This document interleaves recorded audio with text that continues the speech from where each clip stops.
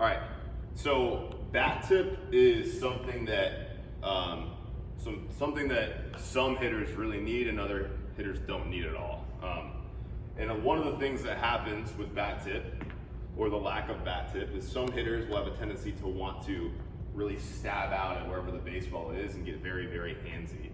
And some of those hitters, they get really, really handsy, especially when they start seeing pitch pressure.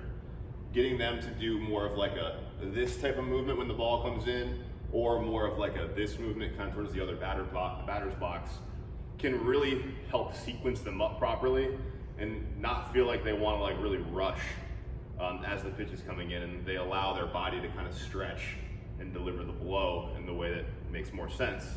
But a lot of times what I see when it comes to barrel tip is when people are like posting videos of them, you know, trying to do that kind of stuff online, they'll kind of be in the box just doing like senseless, like kind of crazy stuff like this. And that's not really what barrel tip should be.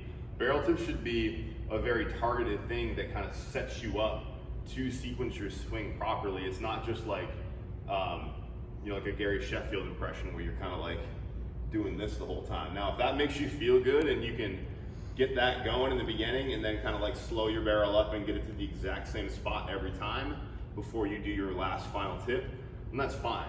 But a lot of times what I find is that athletes will kind of get in the box, and if they kind of just do this when they get in the box, they end up kind of like getting lost and they don't get back to the same spot every time. So ideally, like if you watch someone who does this really, really well, so like Barry Bonds would be like a really good example. Now he's left-handed and I'm right-handed, but he would always kind of be like here, and then you kind of do like the little pump, and then you do the swing off. And you do the same thing every single time. Robinson Cano in his prime, same kind of thing. Would kind of have the bat on his shoulder like this.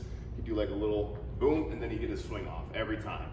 And the thing that you'll find with almost every really, really good hitter is they have like a spot that they all get back to. Now, that doesn't mean they're all back in the exact same spot, but like John Doe, if he's a major league hitter or a really good hitter, is gonna get back to the same spot before he does his final tip and makes his swing. So like, when you're in the box, I don't want you to feel like you need to do all this like crazy stuff. You can start like this, just relaxed, and then when it's time to tip, just tip and get your swing off. You can start here, when it's time to tip, get your swing off. Or if you're someone that likes to do a little movement in the beginning, before, just to kind of feel a little flow, that's great. But every time you see that pitcher about to deliver, you gotta get it back to like a uniform spot, so when you start your tip, it's the same. A lot of times, like I said, people will get lost. So they'll get here, and on pitch one, they'll be like right here when it's time to start their tip, so they don't really have any more tip to go because they're already at their final spot.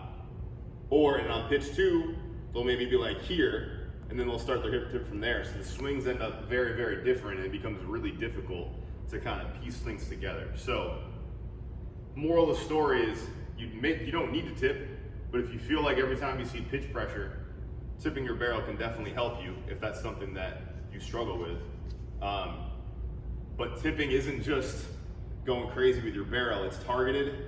It allows you to kind of build rhythm and allow your body to stretch out and deliver blows in the way that makes the most sense.